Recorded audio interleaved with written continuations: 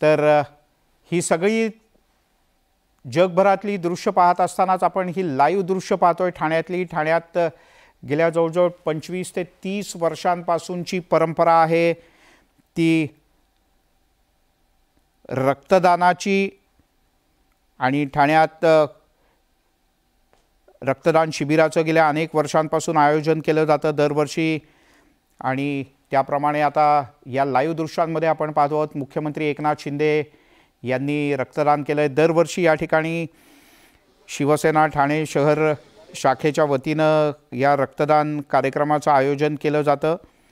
आणि याही वेळेला या रक्तदान शिबिरासाठी स्वतः मुख्यमंत्री आपल्या दिवसभराच्या धावपळीच्या वेळातनं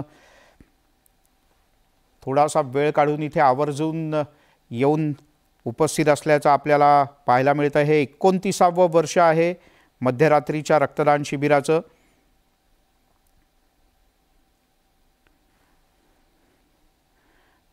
खासदार डॉक्टर श्रीकांत शिंदे, नरेश म्हस्के याच्यासह शिवसेनेचे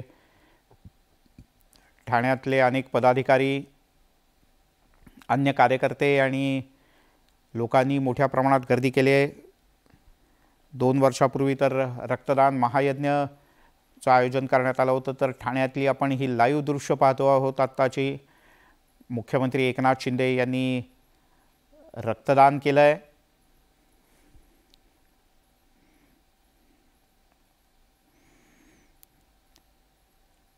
आनंद दिघे ठाण्याचे जिल्हाप्रमुख असताना मध्यरात्रीच्या या रक्तदानाची सुरुवात झाली होती आणि हे 29वं वर्ष आहे मध्यरात्रीच्या या रक्तदानाचं।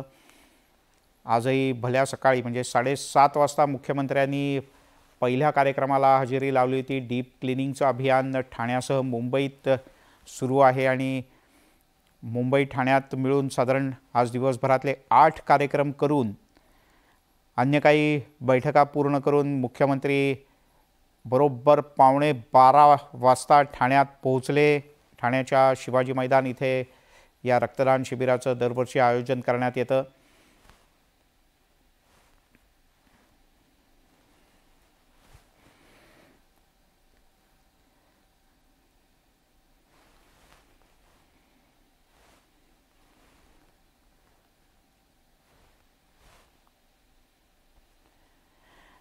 मुख्यमंत्र्यांसोबतच अनेक ठाणेकर नागरिकांनी आणि शिवसेनेच्या अनेक पदाधिकाऱ्यांनी या रक्तदान शिबिरात भाग घेतला आहे।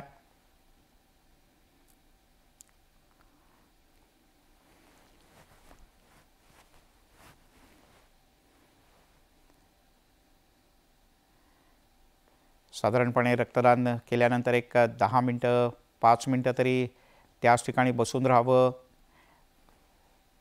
अशी अपेक्षा असते। रक्तदानाच्या नंतर सगळ्याच रक्तदात्यांना गरम कॉफी आणि बिस्किटं दिली जातात आणि मुख्यमंत्र्यांनी या रक्तदान शिबिरात आवर्जून रक्तदान केल्याचं आपण या दृश्यांमध्ये पाहतो आहोत। आणि आता पुन्हा एकदा जाऊयात मुंबईसह महाराष्ट्रात विविध